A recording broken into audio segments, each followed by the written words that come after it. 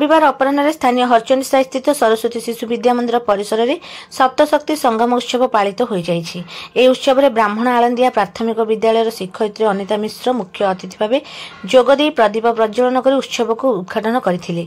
विद्यालय वरिष्ठ आचार्य ज्योतिर्मयी नंद अतिथि परिचय प्रदान करथिबा बेले स्थानीय बासेली साहिर स्वावलंबी महिला जयंती शतपथी और विद्यालय सह संपादिका ममता राणी साहू प्रमुख उपस्थित थिले।